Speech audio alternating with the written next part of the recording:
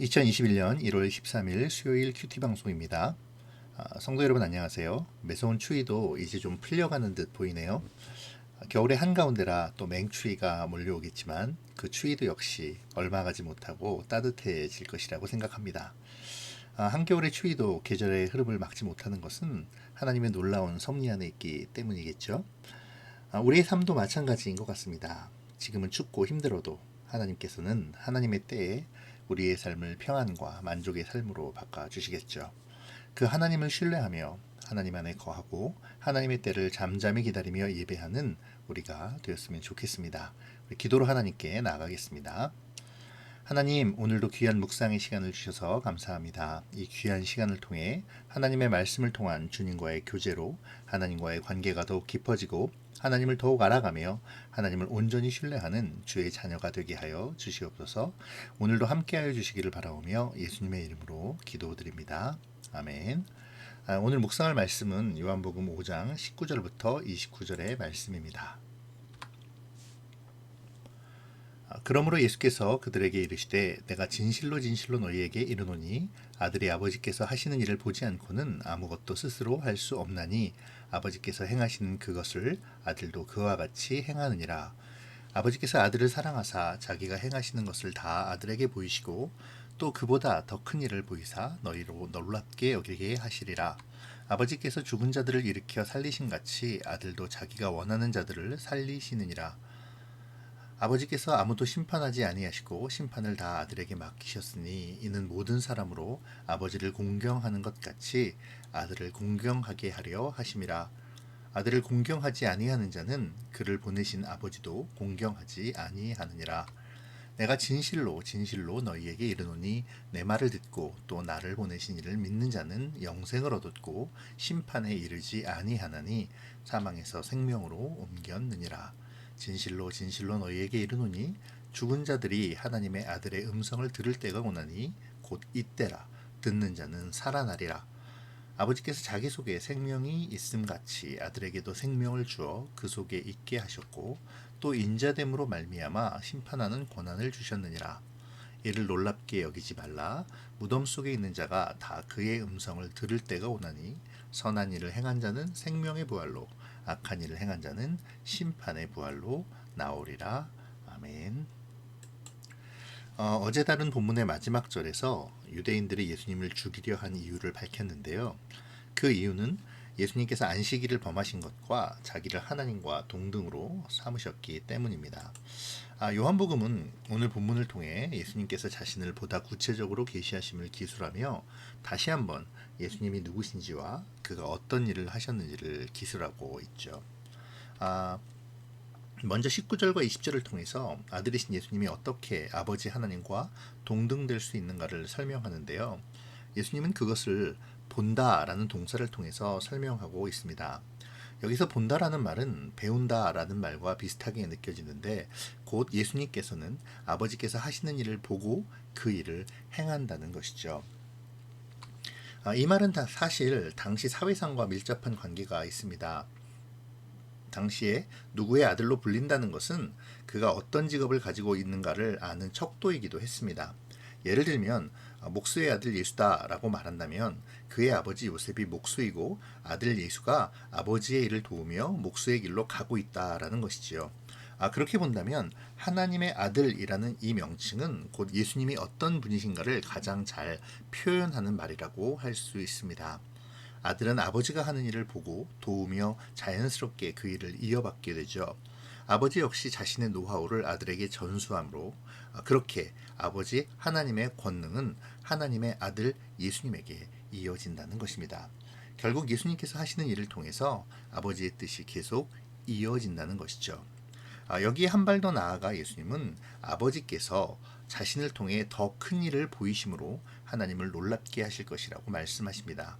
이 말씀은 이후에 이어지는 영생과 심판에 관한 곧 사망에서 생명으로 옮기는 예수님의 이 땅에 오신 궁극적인 이유, 메시아의 사역을 하실 것임을 확실히 드러내시는 말씀이기도 합니다.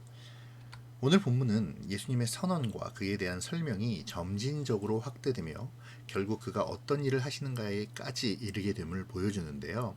먼저 오늘 본문은 어제 선언하신 아버지께서 지금까지 일하시니 나도 일한다에 대한 설명으로 시작합니다.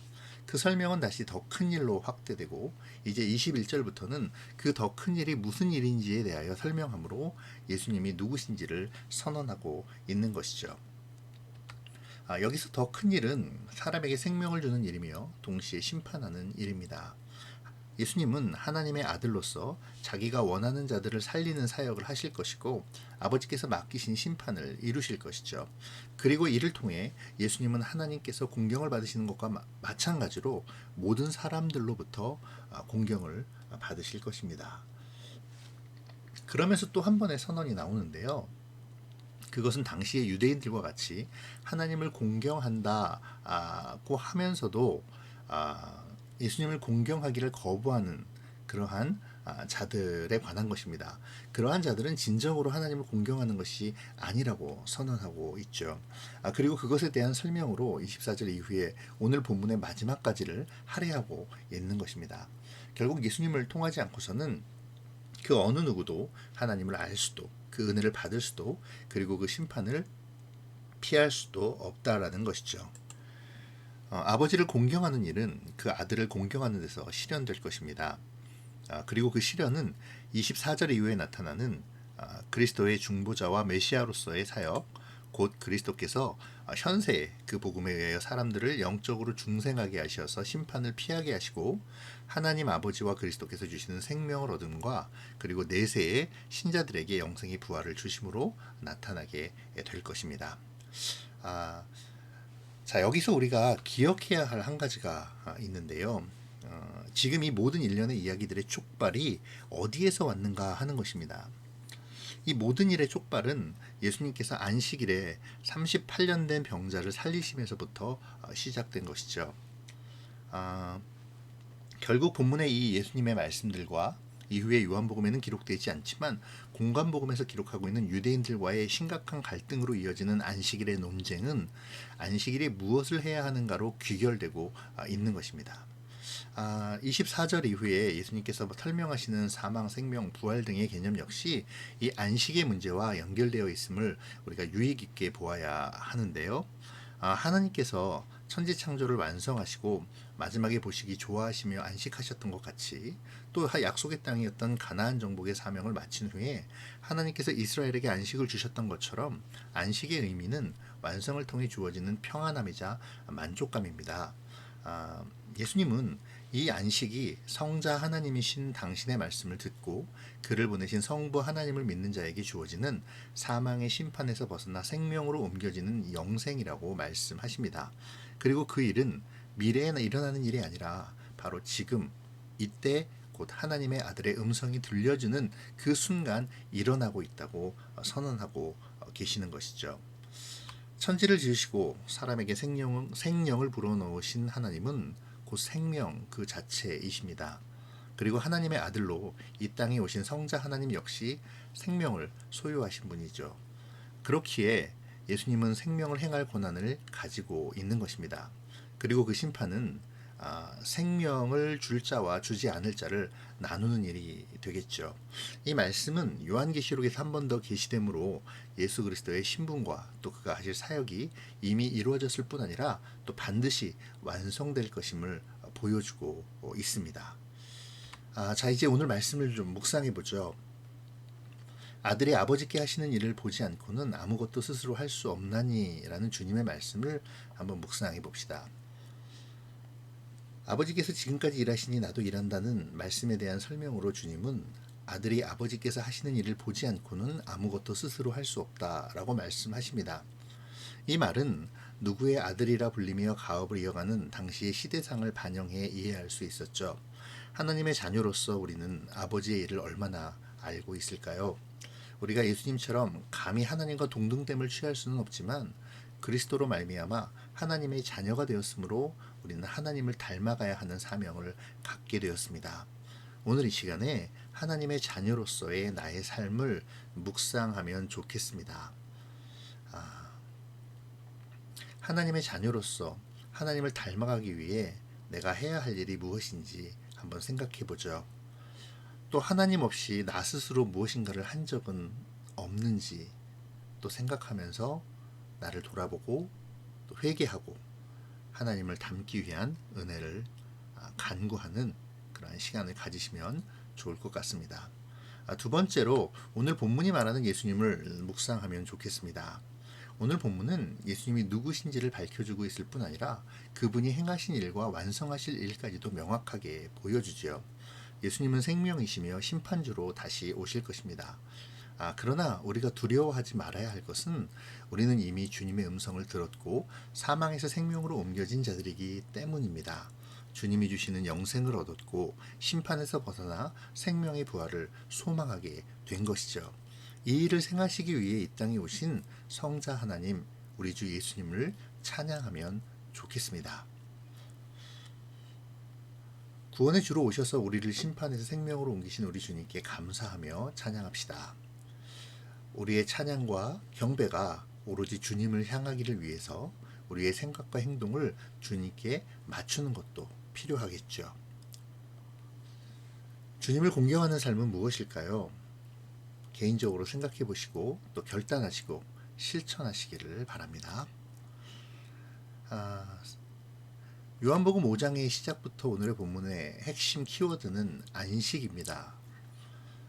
어제와 오늘의 본문의 이야기는 안식일에 병을 고치신 일로 파생되었죠. 예수님은 이 일련의 이야기들과 또 바로 직후에 이어지는 공관복음에 기록된 안식일 논쟁을 통해서 안식일에 대한 새로운 정의를 내리십니다. 예수님께서 내리시는 이 새로운 안식일의 정의를 한번 우리가 생각해 보죠. 첫째로 안식일은 하나님의 영광을 위한 것이 되어야 한다는 것입니다. 그리고 이것은 많은 사람들의 신앙을 판단하는 기준이 되기도 하겠죠. 두 번째로 안식일은 인류에게 도움이 되는 방향으로 기여해야 한다는 것입니다. 이기적인 그러한 것이 아니라 하나님에 대하여 또 이웃에게 대하여 섬김이 병행되어야 한다는 것이죠. 세 번째로 안식일은 하나님 앞에서 자신의 삶이 정상적인 궤도에 있는지 점검하는 시간이 되어야 합니다. 네 번째로 사람과 자연의 휴식 및 회복을 위한 것이 바로 안식일이라는 사실입니다. 예수님께서 안식일에 병을 고치신 것은 그 사람의 회복을 위함이며 제자들에게 진설병을 먹게 한 것 역시 제자들의 휴식과 회복을 생각했기 때문이라는 것이죠. 다섯째로 안식일은 하늘나라의 삶과 안식의 아름다움을 미리 맛보는 것이라고 합니다. 예배와 찬양과 교제를 통해 천국에서의 삶을 맛보는 시간이 되어야 한다는 것이죠. 마지막으로 안식일은 하나님 나라의 건설과 확장에 도움이 되어야 한다는 것입니다. 진정한 안식은 예수님 안에서 가능하기에 다른 사람들도 안식을 얻을 수 있도록 복음을 전해야 하는 것이죠. 이 정의를 생각하며 우리의 주일과 주일 예배 그리고 우리의 삶 속에서의 예배를 생각하고 나의 예배에 대한 생각과 태도를 수정하면 좋겠습니다. 예수님께서는 안식일에 베데스다 연못에 38년 된 병자를 찾아가셔서 그를 말씀의 권능으로 고쳐주심으로 자신이 세상에 안식을 주시는 하나님의 아들이심을 드러내셨습니다. 참다운 안식은 우리가 예수님을 공경하며 그분의 안에 있을 때 얻어지는 것이죠. 주님은 그것을 우리가 믿을 때 이미 우리에게 주셨다고 말씀하십니다. 그리고 궁극적으로는 주님이 다시 오실 때 완전히 이루실 것이라고 선언하시죠. 오늘 우리에게 주어진 생명의 안식을 누리며 살기를 원합니다. 세상이 주는 비본질적인 것에 시선을 빼앗겨 일희일비하는 것이 아니라 하나님께 시선을 맞추고 아버지를 닮아가며 주님이 허락하신 안식의 평안함과 만족함을 누리는 하나님의 자녀로서의 오늘을 사랑하는 우리가 되기를 축복합니다. 기도하겠습니다. 하나님 감사합니다. 우리에게 참 안식을 허락하시기 위해 이 땅에 육신을 입고 오셔서 우리를 대속해 주심으로 사망과 심판으로부터 영원한 생명으로 옮겨 주심을 감사드립니다. 하나님, 우리가 주님의 그 은혜를 생각하며 오늘 말씀을 묵상하기를 원합니다. 말씀을 따라 하나님을 닮아가는 것과 주님을 공경하는 것을 내 삶 속에서 찾고 실천하게 하시며 내 자신이 생명을 얻은 하나님의 자녀임을 기억하게 하여 주시옵소서. 우리의 삶 속에서 세상의 헛된 소망을 버리게 하시고 온전히 말씀 안에서 주님이 주시는 참된 안식의 평안과 만족을 누리게 하여 주시옵소서. 감사를 드리며 예수님의 이름으로 기도드립니다. 아멘.